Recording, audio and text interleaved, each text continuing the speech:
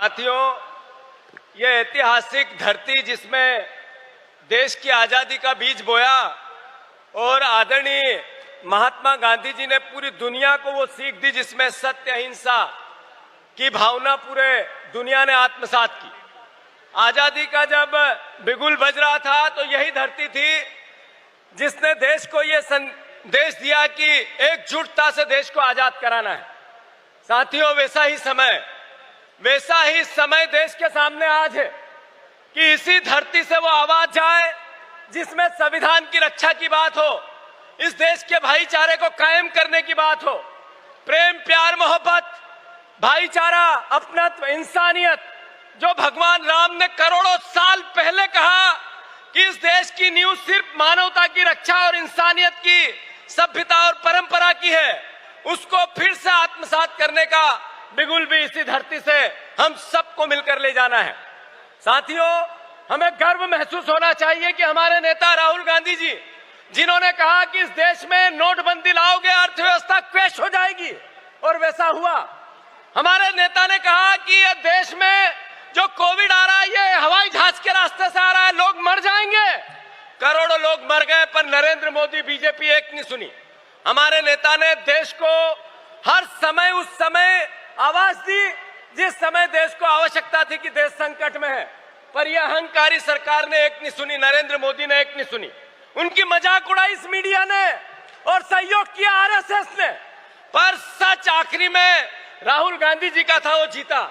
मैं अनुरोध करना चाहता हूं, कांग्रेस पार्टी की विरासत ने भोजन का अधिकार दिया, मनरेगा दिया, शिक्षा का अधिकार दिया, सूचना का अधिकार दिया, हमने जंगल का कानून दिया, भूमि अधिग्रहण अधिनियम दिया। बीजेपी ने गब्बर सिंह टेस्ट दिया, बीजेपी ने सीए दिया, 3 काले कानून दिए, बीजेपी ने अग्निपथ योजना दी, वह कानून दिया, बीजेपी ने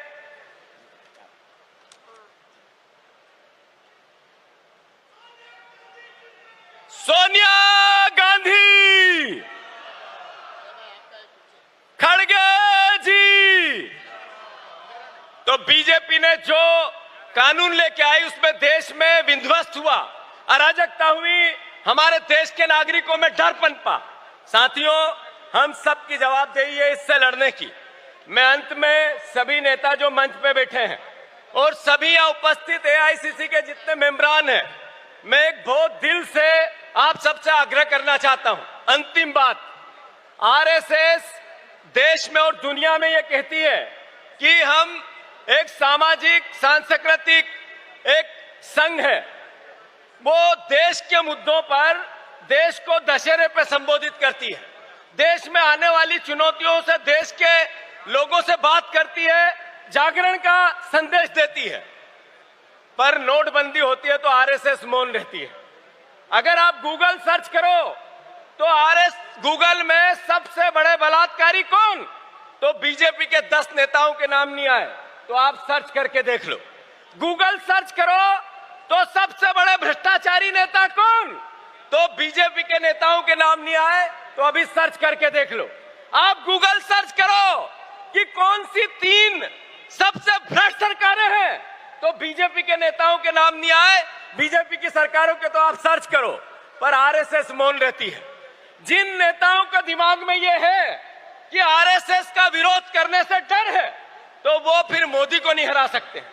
नरेंद्र मोदी, बीजेपी, आरएसएस एक है, और आरएसएस सामाजिक सांस्कृतिक संघ नहीं है, राजनीतिक सामाजिक संगठन है। उससे उसी तरीके से लड़ो, डरो मत। अगर आप आरएसएस से मुकाबला नहीं करोगे तो बीजेपी की विचारधारा को नहीं हरा सकते। संकल्प लो सब एक साथ एकजुट होकर कि हम संघ, बीजेपी और मोदी तीनों के खिलाफ संघर्ष करेंगे। मुझे आप सबने बोलने का अवसर दिया, माफी चाहते हुए धन्यवाद। भारत माता की जय।